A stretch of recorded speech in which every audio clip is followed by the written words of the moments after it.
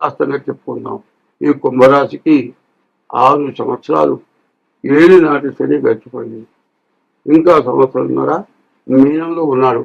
మీనంలో ద్వితీయంలో ఉన్నటువంటి శని కుంభానికి ద్వితీయంలో ఉన్నాడు. ద్వితీయంలో ఉన్న శని ధనాధిపతి, ధనాన్ని రక్షించేవాడు. మరి కుంభంలో ఉండగా, మకరంలో ఉండగా ఆస్తులు అమ్మి రూపాయికి 10 పైసలు చొప్పున ఇచ్చినా కూడా బాకీలు తీరవు. బాకీల దగ్గర మొత్తం పోతుంది. ఇప్పుడున్న పరిస్థితి నీకు డబ్బులు ఇచ్చేవాడు దొరుకుతున్నాడు, ఉద్యోగం ఉంది, మంచి ఆదాయం ఉంది. అందరూ ఆ బాధ్యతలు పీకులింటున్నారు. తలా కాస్త ఇచ్చి తలా కాస్త ఇచ్చి అందరినీ స్వచ్ఛగొట్టుకుంటూ బాకీలు తీర్చుకుంటున్నావు. ఇంకొక సంవత్సరంన్నర నీవు ఓపిక పడితే బాకీలు మొత్తం తీరిపోతాయి. నీ అంత అదృష్టవంతుడు ఇక లేడు. 30 సంవత్సరాల్లో మరి 7 సంవత్సరాలన్నర నానా నరకం అనుభవించావు. ఇప్పుడు ఇక నుంచి సుఖం అనుభవించే రోజు వచ్చింది. కుంభరాశి అంటే ఎటువంటిదంటే కాస్త మనిషిగా పొట్టిగా కనపడతాడు, కాస్త పొట్ట ఎక్కువగా ఉంటుంది. ఈ గుండెల మీద బాగా వెంట్రుకలు ఉంటాయి, చెవుల దగ్గర ఇంచేటప్పుడు వెంట్రుకలు ఉంటాయి. ఈ పక్క దాదాపు అంగుళన్నర వెంట్రుకలు ఉంటాయి. పడవలాగా ఉంటాడు. వాడు కుంభరాశి.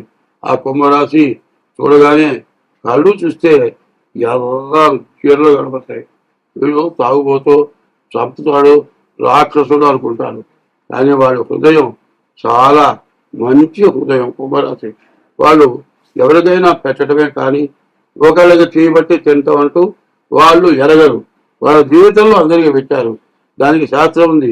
ఇటు పెట్టినా ఇటు పెట్టగా ముక్తి లేదు, ఇంచేసిపోతే పొడుగు పెట్టి బొట్టు పెట్టినా అడ్డబొట్టు పెట్టినా చేతితో ఎవరికైనా ఇట్లా పెట్టకపోతే ముక్తి లేదన్నారు. కుంభరాశి వాళ్ళు అంతటి మహాపుణ్యాత్ములు. వాడు కూడా ఎంతో జాగ్రత్తగా బతికారు. మరి అటువంటి వాళ్ళ కష్టం వచ్చింది. ఈ కష్టం ఒక్క సంవత్సరంలో అయిపోతుంది. దాదాపు ఏంటంటే నడి సముద్రంలో దిగావు, ఈదావు రెక్కలు వచ్చిన సిరయి మరి ఆయాసం వచ్చింది. చివరికి వచ్చావు, ఒడ్డు చేరావు, అయిపోయింది. మరి నడి సముద్రంలో ఉన్న దానికి ఒడ్డుకు వచ్చిన దానికి ఎంత తేడాను. మొత్తం పోగొట్టుకొని మళ్ళీ మొత్తం రాబట్టుకొని బయటపడ్డాడు. బాగుంది.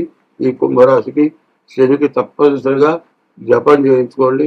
తర్వాత మీ డేట్ ఆఫ్ బర్త్ ద్వారా మీ జాతకం తప్పనిసరిగా చూపించుకోండి. చూపించుకుంటే మీకు ఎటువంటి ఇబ్బంది ఉండదు. వస్తాయి. 2026 సంవత్సరం 5వ నెల మే నెల 10వ రాశి మకర రాశి ధనం. మరి 10వ రాశి మకర రాశి. ఈ మకర రాశికి వస్తే శని ఒక్కడు తప్పితే ఏ గ్రహాలు బాగాలేవు. ఇంకా వీళ్ళ సంగతి చెప్పడానికి వీల్లేదు. అసలే కోతి అది ఎగురుతూ ఉంటుంది. దానికి కాస్త సారాయి పోశారు, ఇంకా ఎగురుతుంది. తోకకి నిప్పు ముట్టించారు. ఇక దేశమే నాశనం చేస్తుందట.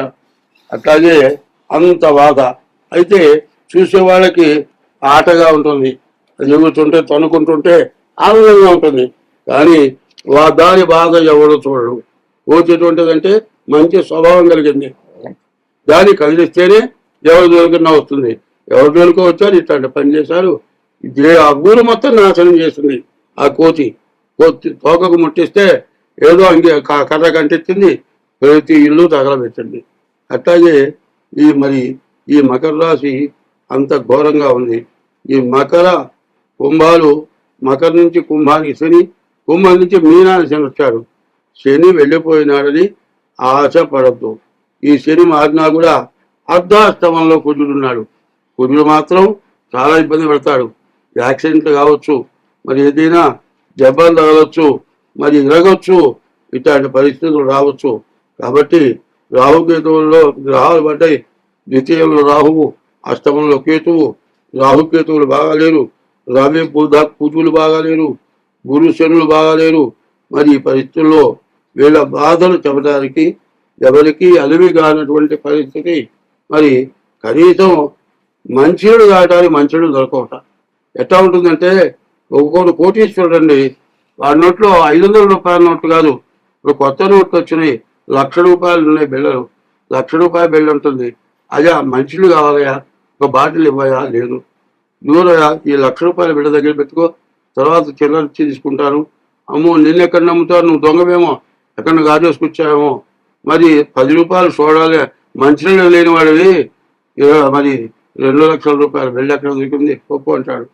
మంచినీళ్ళు లేక వాడు తెచ్చాడు, కోట్లు జేబులో ఉన్నాయి, మంచినీళ్ళు తాగడానికి వీలు లేకుండా పోయింది. మరి మంచినీళ్ళు ఇచ్చేవాడే వెళ్ళాడు, డబ్బులు పెట్టినా మంచినీళ్ళు దొరకవు. మరి ఏమవుతుందంటే కర్మమున పుట్టు జంతువు, కర్మములను వృద్ధి పొందు, కర్మమున జనులు, కర్మమే జనులకు దేవత, కర్మమే సుఖ దుఃఖములకు కారణమది అన్నారు. చాలామంది అన్నీ ఉండి దిక్కులేని వాళ్ళగా చచ్చిపోతారు. కారణం ఏంటి? ఇందిరాగాంధీ మరి ఆది పరాశక్తి అన్నారు. అంతటి గొప్ప రాజ్య పరిపాలన చేసిన గొప్ప వాళ్ళలో మరి ఝాన్సీ లక్ష్మీబాయి తర్వాత దాదాపు ఇందిరాగాంధీ అన్నారు. ఆమెకు కిరీటం ఇచ్చారు, మరి త్రిశూలం ఇచ్చారు. ఇన్ని చేస్తే మరి ఆయన కాపలా కాసేవాళ్ళే చివరికి కుక్కని కాల్చినట్లు కాల్చి చంపారు. ఎంత గొప్పని పెంచుకుంది, ఎంత మేలని పెంచుకుంది, ఎంత మంచిదని పెంచుకుంది. నీ దగ్గర వాళ్ళే నిన్ను కాల్చి చంపారు. కారణం ఏంటంటే కర్మ. ఆ కర్మని ఎవరు తప్పించలేరు. కాల్చుకొని చచ్చారు, కాల్చుకొని చంపారు, కాల్చుకొని చచ్చారు వాళ్ళు కూడా. మరి ఏం చేయలేకపోయినారు. మరి ఎన్ని తూటాలో ఒంట్లో శరీరంలో దూరినాయి. మరి ఆమె చచ్చిపోయిందంటే చాలామంది బాధపడ్డారు. కాంగ్రెస్ పతనం అయిపోయింది అనుకున్నారు. అట్లాంటి పరిస్థితి ఇందిరాగాంధీకి వచ్చిందంటే ఉదాహరణకి చెబుతున్నా. ఆమె పార్టీ నేను అంటలే, నేను ఎవరి పార్టీ కాదు, సత్యం ధర్మాని పార్టీ, ధర్మం పార్టీ నేను నాకు ఓటు ఇంతవరకు లేదు. 80 ఏళ్ళు వచ్చినాయి, నాకు ఓటు ఇచ్చేవాళ్ళు లేడు, నేను ఓటేసేది లేదు. ఓ పార్టీ నాదనుకుంటే నేను ఓటేస్తా. నాకు పార్టీ అనేది లేదు. మంచి వాళ్ళే నాకు కావాలి, మంచిగా నేను చూస్తా, అందరూ మంచిగా బతకాలను కోరుకుంటా, చెడుకు దూరంగా ఉంటా. కాబట్టి ఇవాళ రాజకీయం అంటే అది మంచిగా సాగుతుందో చెడుగా సాగుతుందో ప్రజలకు అందరికీ తెలుసు, నేను చెప్పక్కర్లా. మరి ఈ పరిస్థితుల్లో మరి ఈ రాశి, మరి ఈ మకర రాశి పరిస్థితి చాలా కష్టతరంగా ఉంది. డేట్ ఆఫ్ బర్త్ ద్వారా జాతక చిత్రం వేయించుకొని హస్త సాముద్రిక ద్వారా కానీ జాతకం చూపించుకోండి. లేకపోతే మిమ్మల్ని బాగు చేసే మానవుడు ఎవ్వడు లేడు. స్వస్తి. 2026 సంవత్సరం మరి మరి మే నెల చివరి నెల, మే నెలలో చివరి రాశి 12వ రాశి మీన రాశి ఫలితాలు పెట్టుకున్నాం. ఈ మీనంలో శని ఉన్నాడు, జన్మశని. ఈ జన్మశని ఎట్లా ఉంటాడంటే వాడు వస్తాడు, అరే నేను ఇల్లు కట్టుకున్నా, అంతా అయిపోయింది, తలుపులు దగ్గర డబ్బులతో పోయినాయా, 1,00,000 రూపాయలు ఇలా నీ బాకీ తెచ్చుకుంటా అన్నా. ఇంతకుముందు చాలాసార్లు ఇచ్చిపోయినాడు, ఈ రోజు వాడు జన్మలో ఇచ్చేవాడు, నువ్వు చాలాసార్లు ఇచ్చావురా, మొత్తం కల్పిస్తానురా, అరే నువ్వు పుణ్యం కట్టుకోరా, నా దగ్గర లేవురా, వదలడు. రోజు వస్తాడు, అరే నా సంగతి ఏందిరా, నీ సంగతి ఏంది అట్లా ఉంచు, నువ్వు నా ఎదురు పెడితే నాకైతే అవుతుందో అర్థం కావట్లేదు. అది కాదురా, తప్పనిసరిగా అరే ఏంటి జన్మశని పట్టినట్టు పట్టాడంటారు. జన్మశని అట్లా ఉంటాడు. నిన్ను పీక్కు తినేవాళ్ళు ఉంటారు, నీవు తింటానికి వీలు లేకుండా అడ్డం పడతారు, నీ తిని లాక్కొని తింటారు.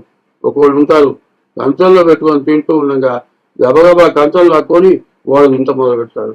వీడు పిచ్చేవాళ్ళు అయిపోయి ఇంట్లో నా ఇంట్లో రావటం ఏంటి, నా కంచంలో లాక్కోవటం ఏంటి, నా కంచంలో నిధులన్నీ కూడా లేకుండా తింటవేంటి, ఇంట్లో తింటావా అని కారణం లేదు. ఇంత ఘోరమైన బాధపడాలి. ఉపమానాలు చెబుతున్నాయి అని కూడా. ఈ జన్మశని అంత బాధలు తినటానికి వచ్చింది, చేతి దగ్గరికి వచ్చింది, నోటి దాకా పోదు, నోటి దాకా పోయింది, గాలి కింద పడిపోతుంది. కాబట్టి అంత కష్టదశ. మరి ఈ మీనరాశి వాళ్ళు ఎంతో కష్టాల్లో ఉన్నారు. వాళ్ళ కష్టాలని చెప్పడానికి కూడా నాకు చాలా బాధగా ఉంది.